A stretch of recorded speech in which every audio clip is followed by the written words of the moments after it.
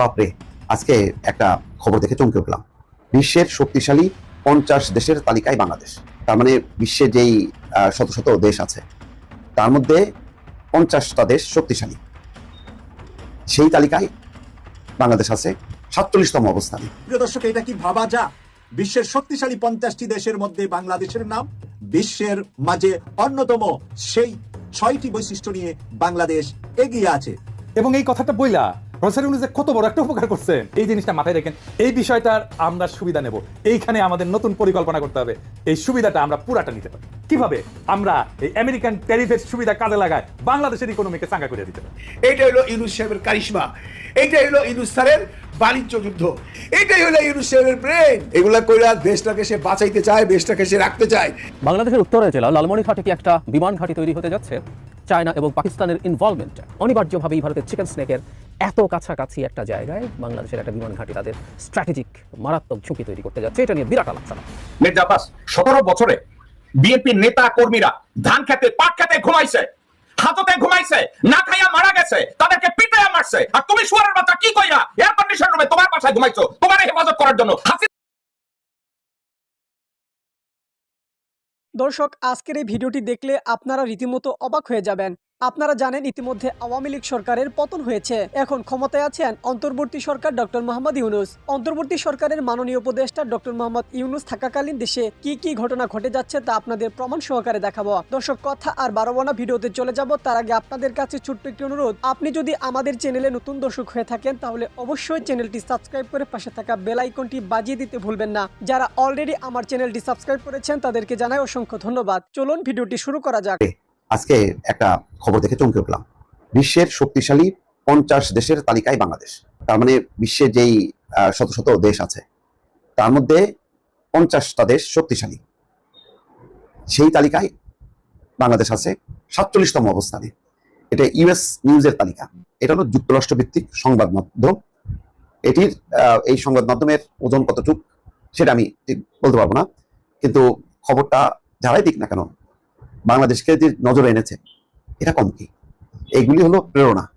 আমাদের এই খবরটা যদি আমাদের আপার আমলে প্রকাশিত হইতো, খাইছিল বলতো যে সমস্ত কৃতিত্ব শেখ হাসিনার, না এটা নিয়ে দেখা গেল যে 1 মাস ব্যাপী একটা উৎসব হইতো, সেই উৎসবে 100 কোটি টাকা খরচ হয়ে যেত। এখন আর দেখেন না, ডক্টর মোহাম্মদ ইউনূস এত বেরসি, বিমস্টেক বৈঠকে সবাই বলছে খুব সফল, নরেন্দ্র মোদীর সাথে বৈঠক, এর সাথে বৈঠক, ওর সাথে বৈঠক, তারপরে সভাপতি নির্বাচিত হলো, ফিরে এসে সৈনিক খলিলুর রহমান, তারপরে তার প্রেস সেক্রেটারি ওনাদের পাঠালো, বলো যে যাও তোমরা যে ব্রিফিং করে আসো। ওনার এই ফাতরার সময় নেই, ফাতরামি করা, সাংবাদিকদেরকে নিয়ে মজমা বসানো ওই সময় নেই।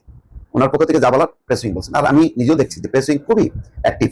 ওনারা যে কোনো কর্মকাণ্ডের সাথে সাথে আমি আমার হোয়াটসঅ্যাপে এতে পাঠাই দেয়, ছবি টবি সহ একেবারে খুব এত গতিসম্পন্ন প্রেস উইং আমি দেখিনি, খুব দ্রুত। থ্যাংক ইউ এটার জন্য।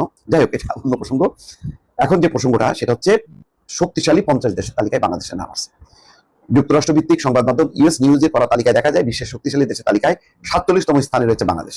এই ক্ষেত্রে বাংলাদেশ পেছনে ফেলেছে আয়ারল্যান্ডের মতো ইউরোপীয় দেশকেও পেছনে ফেলে সামনে আছে। এটা হয়তো অনেক ক্যাটাগরি মিলায় একটা তারা সেই পরিমাপে পরিসংখ্যানে চলে আসছে বাংলাদেশের নাম। এই তালিকায় শীর্ষে রয়েছে যুক্তরাষ্ট্রের নাম, এটা নিয়ে কোনো বিতর্ক নেই। এরপর চীন, সম্ভবত বিতর্ক নেই। রাশিয়া বিতর্ক নেই। যুক্তরাজ্য, জার্মানি বিতর্ক থাকার কথা না। পত্রিকাটি জানায় যেসব দেশ বৈশ্বিক নীতি নির্ধারণী পর্যায়ে রয়েছে এবং অর্থনীতিতে জোরালো ভূমিকা রাখে তাদেরকে ধরা হয়েছে। এছাড়া নিয়মিত সংবাদের শিরোনাম হয়, সবকিছু বিবেচনা করে এই তালিকা তৈরি করা হয়েছে। এছাড়া গুরুত্ব পেয়েছে তাদের পররাষ্ট্রনীতি, সামরিক বাজেট, বৈশ্বিক গ্রহণযোগ্যতা, সেই দেশের নেতার কতটুকু অর্থনৈতিক প্রভাব, শক্তিশালী রপ্তানি, রাজনৈতিক প্রভাব এবং শক্তিশালী আন্তর্জাতিক মিত্র রয়েছে সেগুলো দেখা হয়েছে। তালিকাটি বাংলাদেশ ছাড়া দক্ষিণ এশিয়ার একমাত্র দেশ হিসেবে আছে ভারত। তাদের অবস্থান 12তম। ভারত আছে 12তম। পাকিস্তান, ভুটান, মালদ্বীপের মতো দেশ এই তালিকায় জায়গা পায় নাই। এটাকে এক ফেলে দেওয়া যাবে না। যে ক্রাইটেরিয়াতে তারা বাংলাদেশকে নির্বাচিত করুক না কেন, সেখানে বাংলাদেশ একটা ফ্যাক্টর। ভালো লাগছে যে আপা ছাড়াও বাংলাদেশ যে এগিয়ে যেতে পারে সেটা প্রমাণ। বিনিয়োগ সম্মেলন দেখেন, বিনিয়োগকারীরা কি পরিমাণ আগ্রহ দেখাচ্ছে। এটা এই কন্টিনিউশনটা ধরে রাখতে পারলে ওই আবার মতন 15 বছর লাগবে না, 5 বছরেই বাংলাদেশ মাথা তুলে দাঁড়াবে এবং অত্যন্ত শক্তিশালী একটা দেশে রূপান্তরিত হবে। এখন কতখানি এটা সম্ভব হবে, এটা আমাদের আবার সেই তৌহিদি জনতা যেভাবে ভাঙচুর, বিক্ষোভ, হামলা টামলা করতেছে, এগুলো যদি বন্ধ না করে তাহলে 12টা বাজবে আর কি। আর যদি এগুলি নিয়ন্ত্রণ করা যায় ইনশাল্লাহ দেখাবে। সারা দুনিয়ায় যখন বাণিজ্য যুদ্ধ লাগাই দিছে ট্রাম্প মামা, তখন ওইসব দেশের প্রেসিডেন্ট, প্রধানমন্ত্রী আছে কেমনে দেশ বাঁচাইবো, কেমনে মানুষ বাঁচাইবো। আর আমগো এনে লাগছে কেনা ক্ষমতায় যাইবো, কবে ইলেকশন দেবো, ইউনুস সাহেবের কবে খেলাইবেন, দেন খেলাইয়া পরে সামলাইবার পারবেন। যে যুদ্ধ শুরু হয়েছে দুনিয়া জুড়ে খবর রাখেন, খালি তো রাজনীতি লয়ে আছেন, দুনিয়ার দিকে তাকান, দুনিয়া উল্টো পাল্টা হয়ে যেতেছে। আর আপনারা আছেন নির্বাচন লইয়া কবে নির্বাচন দিবেন, পারলেন না ইউনুস সাহেবরে, পরে সামলেন, পারবেন না। ও যদি সামলাইবার পারে তাহলে ইউনুস সাহেবই পারবে। বন্ধুরা, আপনারা মানে কেউ ভয় পেয়ে যায় না, কিন্তু সামনে দিনকাল খুব ভালো না। এই যে আমরা ইউরোপে আছি, আজকে মানে 2-3 দিনের মধ্যে জিনিসপত্রের দাম বাইরে গেছে, মানে বেশ বাড়ছে। এখন আপনারা কইতেই পারেন আপনারা বিদেশে আছেন, জিনিসপত্রের দাম বাড়লেই কি টাকা কামান কিনেন না রে ভাই, আমাদের লিমিটেড ইনকাম। আমরা যে জিনিসটা 5 টাকাতে কিনতাম সেটা আজকে 60 টাকা হয়েছে। এরকম একটা ঘরের খাবার দাবার জিনিসপত্র কিনতে গেলে কত টাকা এক্সট্রা দিতে হয়, বেতন তো সরকার বাড়ায় নাই। এই হলো দেশের অবস্থা, এই হলো সারা বিশ্বের অবস্থা। বিশ্বের সমস্ত তাবড় নেতাদের মাথা খারাপ, কেমনে এটা সামলাইবো, আর আমাদের দেশে আছে কেমনে গতি লইবো, কেমনে ইউনুস সাহেব খেলাইবো। আপনারা বললে বিশ্বাস করবেন না, ছোট্ট একটা এক্সাম্পল দেই। শেয়ার বাজার তো শেষ। আমার অ্যাপেলের অনেকগুলো শেয়ার আছে। একটা অ্যাপেলের শেয়ার আমি কিনছিলাম এক সময় $103 দিয়া, আছে আমার কাছে। এটার দাম $260 পর্যন্ত ছিল, বেশি নাই। আজকে যায় দেখি এটার দাম আজকে $180। যদিও আমার লস না, কিন্তু 7-8 বছর টাকাগুলো ভালো রাখছি। কিভাবে নামছে? 9.6% শেয়ার বাজার নেমে গেছে। দুনিয়া কোথায় যেতেছে এই খবর কোনারা রাখেন না? আমি শেয়ার বাজারের দিয়ে তুলনা করলাম, শেয়ার বাজারের সাথে কিন্তু পুরো অর্থনীতি জড়িত, যেটা বুঝতে পারছে ইউনুস স্যার। সাথে সাথে চিনি লেগে ফেলাইছে ডক্টর ইউনুস স্যার ট্রাম্প সাহেবরে। যখন পুরো দুনিয়ার পুরা দেশের মালিকরা, পুরা দেশের মন্ত্রী প্রধানমন্ত্রীরা ট্রাম্প সাহেবের উপরে উল্টা শুল্ক আরোপ করতেছে, তখন আমাদের ইউনুস স্যার বুদ্ধি কইরা উনি আরো শুল্ক কমায়া দিছে এবং সুন্দর একটা চিঠি লিখছে যে আমাদের 3 মাস টাইম দাও। 3 মাস কেন? উনি জানে এই যে সিচুয়েশনটা ট্রাম্প মামা করছে, মামা এটা বেশি দিন রাখতে পারবে না।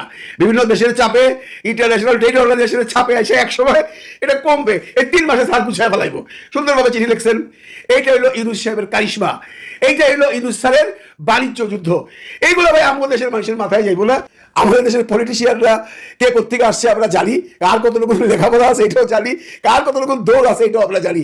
এই সিচুয়েশনে যদি ইউনুস স্যার চলে যায় বা ইউনুস স্যারের ভাড়া নেন, এই যে বাণিজ্য যুদ্ধ হয়েছে সামলাইতে পারবেন না ভাই। আপনারা যে যত বড় নেতাই হন, পারবেন না। বড় নেতারা হিমশিম খাইতেছে। দেখেন, চায়না উল্টা আমেরিকার উপরে শুল্ক আরোপ করছে, কানাডা করছে, মেক্সিকো করছে, কিন্তু বাংলাদেশ কি করছে? উনি শুল্ক কমায় দিছে। এইটাই হলো ইউনুস সাহেবের ব্রেন। এগুলা কইরা দেশটাকে সে বাঁচাইতে চায়, দেশটাকে সে রাখতে চায়। এখন আপনারা এইসব এই ইলেকশন চাইেন না। এই বাণিজ্য যুদ্ধ থেকে আগে আমরা মুক্তি পাই, স্বাভাবিক অবস্থায় আসুক। ট্রাম্প মামা এই জায়গায় থাকবে না, তাকে সরতে হবে। সারা বিশ্ব তার পিছনে লেগে গেছে, অথচ ইউনুস স্যার তার কাঁধে হাত দিচ্ছে, বলছে যে আমি আসি ভাই, তুমি আমার এই জিনিসপত্র পাঠাও, আমিও শুল্ক কমা দিতেছি। দেখা যাক ট্রাম্প মামা কি করে। ট্রাম্প মামার উপর ডিপেন্ড করে। যদি অনেকেই বলতেছে না, ট্রাম্পের সাথে তো ইউনুসের সম্পর্ক ভালো না, কিচ্ছু হবে না। ভাই রে, রাজনীতিতে কোনো শেষ কথা নাই। আর ট্রাম্প হলো ব্যবসায়ী, উনি এইসব কেয়ার করে না। ইউনুস না কেনা আইলো বা কেনা গেল, উনার কথা হলো ব্যবসা দরকার। ইউনুসের সাথে তার যে সম্পর্ক আগে খারাপ হয়েছিল ডেমোক্রেট করার জন্য, তাদের ট্রাম্প এলে মনে লইয়া বলে থাকে নাই।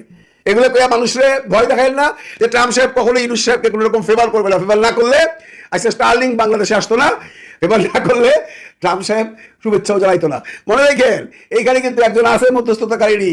সেই মধ্যস্থতাকারী হলো ইলিয়ন মাস্ক। ইউনুস স্যার জায়গা মতো টুপ দিছে। সে জানে কোন রোগে কোন ওষুধ দিতে হবে। যেহেতু সে অর্থনীতিবিদ, আর ট্রাম্প মামা অর্থনীতি বুঝে, মানে মাল পালিয়ে বুঝে, উনি জায়গা মতো টুপ দিয়ে স্টার্লিংকে নিয়ে আসতেছে। নেক্সট মান্থে স্টার্ট হয়ে যেতেছে। তো এই যে জিনিসগুলো উনি করতেছে, এই লোকটারে এখন কিছু মানুষ চান চলে যাক, কিন্তু বাংলাদেশের 7% লোক এখন বলে না ইউনুস স্যার যাবে না, 5 বছর থাকবে। কিন্তু ভাই থাকবে কেমনে? এখন অনেকেই বলতেছেন জাতীয় সরকার, যেটা পিনাকিদা থেকে 3 দশক আগে বলছে যে আমরা এইভাবে কিছু করতে পারি কিনা। এখন অনেকেই বলতেছেন তারেক সাহেব আসুক, ইউনুস সাহেবের সাথে কাজ করুক। মানে যারা তারেক সাহেবের দল করতো বা তারেক সাহেবকে মনে মনে সাপোর্ট করে, বেশ কয়েকটা কন্টেন্ট দেখলাম, তারাও চাচ্ছেন আইনা তারেক সাহেবরা এখানে ইউনুস সাহেবের সাথে উপপ্রধান উপদেষ্টা করে বা উপপ্রধানমন্ত্রী করে বা জাতীয় সরকার করে বিভিন্ন দল থেকে ক্রিম মানুষকে দিয়ে অন্তত 2-4-5 বছর দেশটা চালাক। এর মধ্যে সংস্কারটাও হয়ে যাবে, তারপরে দেশ তার আপন গতিতে চলবে। তার সাথে যদি ভাইদাবি করে আপনারা তারা বিদায় করে দেন, তাহলে এই যে যুদ্ধ চলতেছে, বাণিজ্য যুদ্ধ, এইখান থেকে আমরা রেহাই পাবো না। অন্য কিছু বাদই দিলাম। ভাবা যায়, মানে ভারতের প্রথম সারির গণমাধ্যম হিন্দুস্তান টাইমস বাংলা, তারা যে খবর দিয়েছে, আমি নিজেও বাংলাদেশের কোনো গণমাধ্যমে এই খবর আমরা দেখি নাই। তবে জিনিসটা ভালো হবে যদি এরকম হয়, খারাপ না। বাংলাদেশের লালমনিরহাট যারা আছে, আমাদের সম্ভবত উত্তরবঙ্গ এলাকা, একটু পিছিয়ে পড়া এলাকা, বাট এই এলাকাটা কপাল খুলে যাবে ভাই। কেন? বাংলাদেশের লালমনিরহাটে নাকি বিমান ঘাঁটি তৈরি করতে যাচ্ছে চীন। আর এই বিমান ঘাঁটি তৈরির ফলে হুমকির মুখে ভারতের চিকেন স্ন্যাক। সম্ভবত ভারত এই জিনিসটাকে খুবই সিরিয়াসলি নিয়েছে। কেন, গেল কয়েকদিন আগে ডক্টর মোহাম্মদ ইউনূসের এক বক্তব্যকে কেন্দ্র করে আমরা দেখলাম যে চিকেন স্ন্যাক এরিয়াতে আপনি খেয়াল থাকার কথা যে ভারতের সেনাবাহিনী ভারী অস্ত্রশস্ত্র মোতায়েন করেছে, অতিরিক্ত সেনা, রিজার্ভ ফোর্স, আকাশ প্রতিরক্ষা সিস্টেম এমন কিছু নাই যেটা তারা সেখানে মোতায়েন করেনি। তার মানে আমরা ডক্টর মোহাম্মদ ইউনূসের কথার পরপরই এখানে অনেক কিছু নাড়াচাড়া শুরু হয়েছে। ডক্টর মোহাম্মদ ইউনূসের চীন সফরের পরপরই ভারতের বিভিন্ন গণমাধ্যম নানান ধরনের তথ্য প্রকাশ করছে। কেন বাংলাদেশের লালমনিরহাট ভারতের জন্য ঝামেলা, এবার বলি। বাংলাদেশের লালমনিরহাট জেলা ভারতের চিকেন স্ন্যাক এলাকার সাথে সংযুক্ত। বাংলাদেশের এই লালমনিরহাট জেলা পশ্চিমবঙ্গের কোচবিহার এবং জলপাইগুড়ি যে জেলা আছে সেটার সাথেই কাছাকাছি লেভেলে অবস্থিত। এই আবহে কৌশলগত দৃষ্টিভঙ্গি থেকে বিষয়টি অত্যন্ত আপনার সংবেদনশীল। বাংলাদেশের লালমনিরহাট জেলায় একটি বিমান ঘাঁটি নির্মাণ করছে চীন, এমনই দাবি করা হয়েছে লাইভ হিন্দুস্তানের রিপোর্টে। এদিকে চীনা বিমান ঘাঁটি সংক্রান্ত তথ্য নাকি ভারতের কাছেও পৌঁছে গিয়েছে। উল্লেখ্য, বাংলাদেশের লালমনিরহাটের জেলা ভারতের চিকেন স্ন্যাক এলাকার সাথে সংযুক্ত হওয়ায় এহেন পরিস্থিতিতে চীনকে এই এলাকায় বিমান ঘাঁটি নির্মাণের অনুমতি দিয়ে ভারতের উদ্বেগ বাড়িয়েছে বাংলাদেশ। সম্প্রতি চীন সফরে গিয়েছিলেন ডক্টর মোহাম্মদ ইউনূস। ইকোনমিক টাইমসের রিপোর্ট অনুযায়ী সেই সময় চীনকে এই বিমান ঘাঁটির তৈরির অনুমতি দিয়ে এসে তিনি থাকতে পারেন। তবে এই প্রকল্প নিয়ে দুই দেশের আলোচনার মধ্যে কোন রকম উল্লেখ সরকারি নথিতে নেই। এদিকে এই চীন সফরকালে উত্তর পূর্ব ভারত নিয়ে একটা মন্তব্য করেছিলেন ডক্টর মোহাম্মদ ইউনূস। রিপোর্ট অনুযায়ী চীন সফরে উত্তর পূর্ব ভারতের 7 রাজ্যকে নিয়ে বিতর্কিত মন্তব্য করেছেন ডক্টর ইউনূস। ওই যে আপনার 7 সিস্টার্স নিয়ে তেনার যে বক্তব্য, এই বক্তব্য থেকে এখানে আসছে। এদিকে বাংলাদেশের দ্বিতীয় বৃহত্তম বন্দর মোংলায় উন্নয়ন প্রকল্পেরও বরাদ্দ পেয়েছে চীন। এজন্য নৌপরিবহন মন্ত্রণালয়ের সাথে মোংলা বন্দর কর্তৃপক্ষের কমার্শিয়াল এগ্রিমেন্ট স্বাক্ষরিত হয়েছে। China civil engineering construction corporation এই বন্দর সম্প্রসারণের দায়িত্বে থাকবে। এর আগে ছিল এই বন্দর উন্নয়নের দায়িত্বে ভারতীয় এক সংস্থা, তবে 24 সালে সেই সংস্থা সরে আসে এই প্রকল্প থেকে। এখন সেই সুযোগ কাজে লাগাচ্ছে চীনা সংস্থা। তবে আমরা এতটুকু শুনছি কানে কানে বা লোকমুখে চীন থেকে সম্ভবত 10টি অত্যাধুনিক প্রযুক্তির যুদ্ধ বিমান ক্রয় করে এসেছে বাংলাদেশ। এটা কেন করছে আপনারা বুঝতেই পারছেন। আর ভারতের গণমাধ্যমের এই খবরগুলো আসলে কতটুকু যৌক্তিক অথবা কতটুকু সঠিক হইতেও পারে, কারণ ভারতের সবচেয়ে বড় হেডেক হচ্ছে চীন। চীন প্রতিকায়কে কি করে, আর বাংলাদেশের এই বর্তমান ইন্টারিম সরকার কোথায় কি করছে, আমাদের থেকে বাংলাদেশের জনগণের থেকেও বেশি কনসার্ন ভারতের গোয়েন্দা সংস্থাগুলো। যদি হয় খারাপ না, পৃথিবীর বিভিন্ন দেশে বিভিন্ন জাতির বিভিন্ন দেশের বিমান ঘাঁটি আছে, তবে চীনের এই বিমান ঘাঁটি। এই ভিডিওটা করতে শুরু করার সময় আমার খুব মনে পড়ছে মিস্টার নুরুল কবিরের কথা। বিখ্যাত সাংবাদিক, নিউ এজের সম্পাদক জনাব নুরুল কবির। কেন মনে পড়ছে আমি একটু পরের দিকে বলছি। ডক্টর ইউনূসকে 5 বছর ক্ষমতায় রাখতে হবে, এই আলাপ এখন বেশ ছড়িয়ে দেওয়ার চেষ্টা হচ্ছে এবং যারা সোশ্যাল মিডিয়াতে থাকি এবং সোশ্যাল মিডিয়াতে একটা নির্দিষ্ট বাবলে থাকি তারা এটা দেখছি। মানে তাকে 5 বছর চাই, এটা আমরা যারা সোশ্যাল মিডিয়াতে ঢুকি তারা অনেকে দেখবো যে অনেকেই এই আলাপ করছেন। শুধু 5 বছর না, কেউ কেউ বলছেন তাকে তিনি যতদিন সক্ষম থাকেন তাকে ততদিন রাখা, তার টিমের ওকে তাকে দেখিয়ে দেখানোর চেষ্টা করা হচ্ছে, দেখো কত ভালো, এটা আর কোথাও পাওয়া যাবে নাকি, কখনো পাওয়া যাবে নাকি, ইত্যাদি ইত্যাদি তুলনা হচ্ছে। কিছু কিছু ক্ষেত্রে উচ্ছ্বাস আছে। মানুষের, এই দেশের মানুষজনের রাজনৈতিক বিবেচনা সবসময় যে খুব ভালোভাবে কাজ করে নট নেসেসারি, তো লং টার্মে আমরা আসলে সঠিক ব্যাপারটা বুঝতে পারি। ফলে একটা উচ্ছ্বাস আছে এবং আমাদের এক ধরনের হার্ড বিহেভিয়ার আছে, আমরা পালের চলতে পছন্দ করি, একটা হাইপোট্লসের পেছনে দৌড়ঝাঁপ করি। So that's not that bad, আমি এটাকে খুব খারাপভাবে দেখছি না, কিন্তু আমি একটা পরিকল্পনা দেখছি এবং এই পরিকল্পনাটা যদি আলটিমেটলি কার্যকর হতে শুরু করে সেটা আমাদের জন্য একটা সিরিয়াস অ্যালার্মিং সাইন বলে আমি মনে করি। এবং আমি বিশ্বাস করি সরকারের মধ্যে সম্ভবত একটা অংশ ডক্টর ইউনূসের এই ক্ষমতাকে অনেক বেশি দীর্ঘায়িত করার খোয়াব দেখছেন। খোয়াব শব্দটা বলছি কারণ এই কিছুটা আমি আক্রমণাত্মক হতেই চেয়েছি, স্বপ্ন দেখছেন না বলে খোয়াব দেখছেন, কারণ এই খোয়াবটা আমাদের জন্য বিরাট বিপদ এবং ক্ষতি ডেকে আনবে ফর শিওর। আমি একজন ব্যক্তিকে একটু এখানে উল্লেখ করবো যিনি এই সরকারের অংশ এবং সম্ভবত সবচেয়ে প্রথম দিকের অ্যাপয়েন্টমেন্টগুলোর একটা। ইভেন তিনি অফিসিয়ালি নিযুক্ত হওয়ার আগেই তিনি ফেসবুক স্ট্যাটাসের মাধ্যমে তিনি জানিয়েছিলেন তিনি প্রধান উপদেষ্টার প্রেস সচিব হতে যাচ্ছেন। আমি মিস্টার শফিকুল আলমের কথা বলছি। তিনি সাম্প্রতিক সময়ে তার ফেসবুকে কিছু জিনিস শেয়ার করেছেন। এটাকে এই কারণে আমি মনে করি, এটা কেউ উচ্ছ্বাসের সাথে বলে ফেললো, করে ফেললো, সেটা একটা জিনিস, কিন্তু যখন প্রধান উপদেষ্টার প্রেস সচিব এগুলো নিয়মিতভাবে করে যান, যে কটা আমার চোখে এসছে, হয়তো খুঁজলে আরও কিছু এরকম পাওয়া যাবে, সেগুলো আমাদের একটু সিরিয়াসলি দেখা দরকার। নট অনলি দ্যাট, সম্প্রতি আমেরিকার ট্যারিফ নিয়ে যে 90 দিনের পজ জনাব ট্রাম্প দিয়েছেন চায়না বাদে, সেটার জন্য ইভেন স্বয়ং প্রধান উপদেষ্টার ফেসবুক থেকে এমন একটা স্ট্যাটাস দেওয়া হয়েছে যেটাকে কিছুটা মিসলিডিং বলা যেতে পারে, এবং সেটাও আবার বাংলাদেশের একটা মিডিয়াতে আসার পরে সেটা প্রেস সচিব সেটাকে শেয়ার করেছেন। শুধু সেটা না, তিনি আরও কিছু জিনিস শেয়ার করেছেন, আমি সেই কথাগুলো নিয়ে একটু আলাপটা করতে চাই। 5 বছর রাখার চেষ্টা অফিসিয়ালি আছে, আমরা এটা ধারণা করতে পারি। আমেরিকার ট্যারিফ নিয়ে যখন ট্রাম্প সিদ্ধান্ত জানালেন তখন চিফ অ্যাডভাইজারের ফেসবুক পেজ থেকে বলা হচ্ছে, thank you mister president for responding positively to our request for 90-day pause on tariffs. We will continue to work with your administration in support of your trade agenda. Chief adviser professor Mohammad Yunus. আমরা জানি আমাদের প্রধান উপদেষ্টা একটা চিঠি লিখেছিলেন এবং সেই চিঠির পরই এই ঘটনাটা ঘটেছে। ফলে অ্যাপারেন্টলি মনে হতে পারে যে এটা তার রিকোয়েস্ট। আবার বললে অবশ্য তিনি যে শুধু নিজকে বোঝাচ্ছেন তা নাও হতে পারে, এটা একটা ব্রডার শব্দ, কারণ সারা পৃথিবীতে বহু জায়গা থেকে এটা আপাতত স্থগিত করার আলাপ এসছে। এমনকি আমরা যারা খোঁজ খবর রাখি তারা জানি এটা আসলে কেন হয়েছে। কিন্তু শফিকুল আলম ডেইলি যুগান্তরের একটা হেডলাইন, ডক্টর ইউনুসের অনুরোধ রাখলেন ট্রাম্প, এইরকম একটা ফটোকার্ড করেছে, সেটা তিনি শেয়ার করেছেন।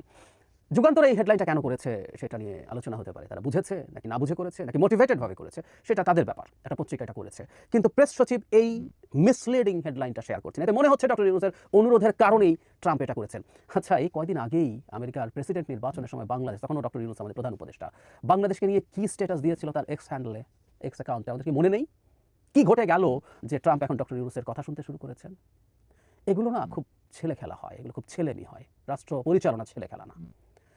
এটা আসলে কি হয়েছে, কেন হয়েছে আমরা খুব ভালো জানি। এগুলো যে কেউ খোঁজ নিলে সারা পৃথিবীতে এখন প্রতিটা পত্রিকা, প্রতিটা টিভি চ্যানেলে এই আলাপই হচ্ছে। তিনি কিভাবে এই মার্কেট ক্র্যাশ বা তার ইনার সার্কেল, এলন মাস্কের মতো মানুষ তার বিরুদ্ধে দাঁড়াচ্ছেন এই ট্যারিফ প্রশ্নে, সেই কারণে সেই চাপের বশবর্তী হয়ে করেছেন, বা অনেকে তার সাথে আলোচনা করতে চাচ্ছেন, সেগুলো করবেন। এগুলো ডক্টর ইউনুস অনুরোধ করেছেন বলেই এটা করেছেন এবং এটা প্রেস সচিব শেয়ার করছেন। উদ্দেশ্য কি? আমি প্রায় বলছি ডক্টর ইউনুসের উপরে মিথ্যা ক্ষমতা, মিথ্যা দেবত্ব আরোপ করার চেষ্টা করা হচ্ছে। ডক্টর ইউনুস অসাধারণ বড় একজন মানুষ, উনি অনেক ক্ষেত্রেই খুব ভালো এফিসিয়েন্সি দেখিয়েছেন, অনেক ক্ষেত্রে ওনার খুব বাজে ব্যর্থতা আছে, নিজে স্বীকার করেছেন। যে কেউ নুরুল কবিরের সাথে ইন্টারভিউটা দেখে নিতে পারেন। এটা সরকার পছন্দ হয়তো করেনি, কারণ আমি বুঝতে পারি এরপর তিনি তার বক্তব্যের কন্টেন্টে বলছি শেখ হাসিনার মতো হয়ে উঠছেন। অনেকের খারাপ লাগতে পারে, বাট আমি এভাবেই বলতে পছন্দ করি। তার কন্টেন্ট, তার অ্যাটিটিউড, তার বাক্য, তার ভাষা, তার বডি ল্যাঙ্গুয়েজ, তা না, কন্টেন্টগুলো এরকম হয়ে উঠছে। তো এখন সব ক্ষেত্রে সাফল্য আরোপ করো, সেই চেষ্টা হচ্ছে। নট অনলি দ্যাট, যেন শফিকুল আলম ঈদের সময় একটা স্ট্যাটাস শেয়ার করেছেন, সেখানে লেখা আছে এরকম, নামাজের পর হাজারো মানুষ ডক্টর ইউনুসকে ঘিরে ধরেন। ইউনুস যখন মানুষের বাড়িতে হাত স্পর্শ করতে ব্যস্ত, মানুষ তখন স্যার 5 বছর ইউনুস সরকারকে বারবার দরকার বলে চিৎকার করতে থাকে। ঈদের দিন মানুষের বাঁধ ভাঙা ভালোবাসা আছে সুন্দরী উপহার ডক্টর ইউনুসের জন্য আর কি হতে পারত? স্ট্যাটাসটাই মনে হচ্ছে যে আমি এমন কিছু অ্যাপিল করছি না, এটা ঘটেছে, এটা তিনি লিখেছেন, কিন্তু মিস্টার শফিকুল আলম এটা শেয়ার করছেন, সামনে আনছেন। এরপর আরেকটা স্ট্যাটাস তিনি এরপর শেয়ার করেছেন। একজন ধর্মীয় বক্তাকে আমরা চিনি, অনেক বিখ্যাত, নোয়াখালীর আঞ্চলিক ভাষায় তিনি ওয়াজ করেন। তো সেখানে একজন স্ট্যাটাস শেয়ার করেন, স্ট্যাটাস লেখা আছে, চিৎকার দিকে, আল্লাহ ডক্টর ইউনুস সাহেবরে জীবদ্দশায় বাংলার জমিনে নির্বাচন দিও না, এই নিয়ামত তুমি ছিনাই নিও না আল্লাহ। আমি শুনেছি ওখানে বারবার এই কথা তিনি খুব উচ্চস্বরে প্রার্থনা করছেন এবং সবাইকে প্রার্থনা করতে বলছেন। জনাব শফিকুল আলম এটা শেয়ার করেছেন, যদিও একটু ভদ্রতা করে লিখেছেন, no, the interim government will hold elections between December this year and June next year. প্রশ্ন হচ্ছে, এটা আপনাকে শেয়ার করতে হবে কেন? এটা ইনিশিয়াল দিয়েছেন, আপনি জানেন আপনি একটা সরকারি চাকরি করেন এবং খুব গুরুত্বপূর্ণ চাকরি এটা হচ্ছে প্রধান উপদেষ্টার প্রেস সচিব, যিনি প্রধান উপদেষ্টার মুখপাত্র হিসেবে কাজ করেন। ব্যাপারটা এইরকম, যদিও অনেক ক্ষেত্রে তার রোল এই সরকারের একজন অ্যাক্টিভিস্টের মতোই মনে হয়, হতেই পারে তিনি সরকারের অংশ, কিন্তু তিনি এটাও শেয়ার করছেন কেন তিনি এই 5 বছর থাকার আলাপ, কখনো এই হুজুর তো বলছে কখনোই নির্বাচন দরকার নেই। আমাদের হয়তো সামনে এসছে কিছুদিন আগে জনাব সালমান মুক্তাদির, বিখ্যাত মানুষ, আমি দেখেছিলাম একবার নাগরিক কমিটির সাথে ছিলেন, তিনি এখন নাগরিক পার্টিতে আছেন কিনা জানি না, তিনি বলেছেন বাংলাদেশে আইন করে রীতিমতো নির্বাচনকে বাতিল করে দেওয়া, হয়তো খুব হালকা ঢঙ্গে বা স্যাটারিক্যালি বলেছেন, কিন্তু বলেছেন। সো এই আলাপটা আসছে, ওটা মিস্টার শফিকুল আলম শেয়ার করেননি, তিনি এটা জানি না, অবশ্যই আমার চোখে পড়েননি, ওনার চোখে পড়লে উনি ওটাও শেয়ার করে একটা ইনিশিয়াল দিয়ে শেয়ার করে দিতে পারেন। তো যে কথাটা বলছিলাম, জানা শফিকুল আলম যখন এই জিনিসটা করেন তখন এটা আসলে আর ঠিক হাসি ঠাট্টা বা ছেলে খেলার পর্যায়ে থাকে বলে আমি মনে করি না। সবকিছু কনটেক্সট নিয়ে দেখতে হবে, একটা কনটেক্সটের চেষ্টা আছে, এবং কেউ জাস্ট এটাকে হাস্যকর ফান হিসেবে যাতে না দেখাই। কেউ বলেন বাংলাদেশে তো অনেকেই খেলাফত চায়, হ্যাঁ খেলাফত চায়, এবং আমরা সেটাকে প্রটেস্ট করি, আমরা সেটাকে কন্টেস্ট করি, আমরা সেটা হতে দিতে চাই না। ঠিক একইভাবে ডক্টর ইউনুসের সরকার 5 বছর থাকবে এভাবে, এটা চাই না, এটাকেও আমরা কন্টেস্ট করবো, প্রতিবাদ করবো। গণতন্ত্র মানে হচ্ছে জনগণের সম্মতি নিয়ে দেশ শাসন করা, সম্মতি নিয়ে আসুক, এত ভালো যদি হয় সবাই সম্মতির পরীক্ষা যেতে পারে। দর্শক, সম্পূর্ণ ভিডিওটি দেখলেন, আশা করি বিষয়টি বুঝতে পেরেছেন। এই নিয়ে আপনার গুরুত্বপূর্ণ মন্তব্যটি অবশ্যই কমেন্ট বক্সে জানিয়ে দিবেন। ধন্যবাদ।